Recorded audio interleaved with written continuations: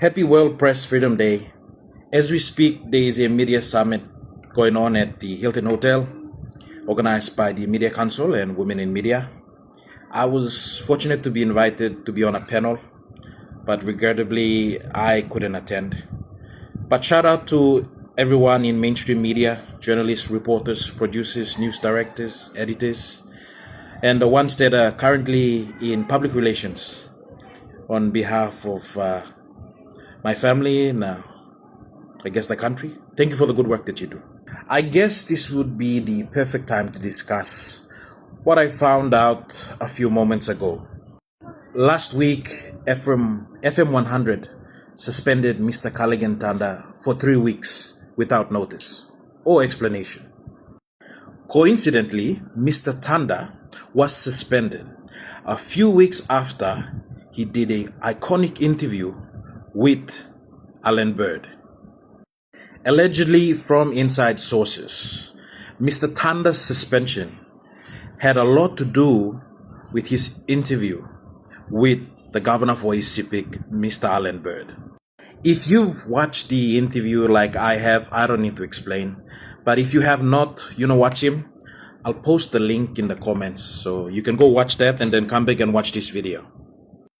In this interview, Alan Bird unpacked and discussed the realities of forming government and what it really takes on the floor of parliament and what really happens behind the closed doors, away from the cameras and away from social media, away from parliament itself, what it really takes, the sort of power and influence you need to hold on to power in Papua New Guinea. So it wouldn't be unreasonable to assume that this interview may have ruffled some feathers. Now, here's some interesting facts that you might not know. Mr. Callaghan Tanda is the radio show host for the FM 100 Talkback Show. FM 100 is owned by Kalang Advertising Limited. Kalang Advertising Limited is owned by Telecom PNG Limited.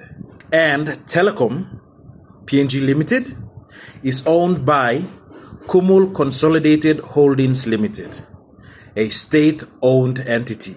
Interestingly, another subsidiary of Telecom PNG Limited is MTV. Interestingly, a few years back, several media professionals employed by MTV a few years back underwent similar treatment. Scott Waide, Neville Choi, the then news manager for MTV, Cynthia Dimara, the then news producer, and 24 other journalists and camera operators who were suspended and then terminated on different occasions for insubordination. One thing all of these cases at MTV have in common is that in one way or another, they all took a stand against the suppression of media freedom in our country, Papua New Guinea. If the allegations are proven to be true, that Callaghan Tanda was suspended because of this interview that he did with Alan Bird, then isn't this another case of media freedom suppression? Our Prime Minister has been quoted many times saying that media freedom is crucial in protecting and upholding democracy in our country, Papua New Guinea.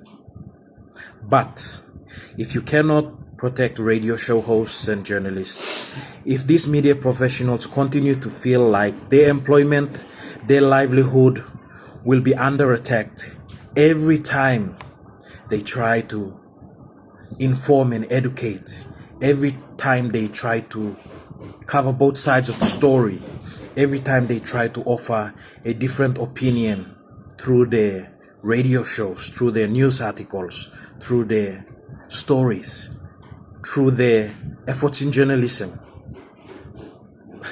that's not media freedom. This is not a democracy anymore.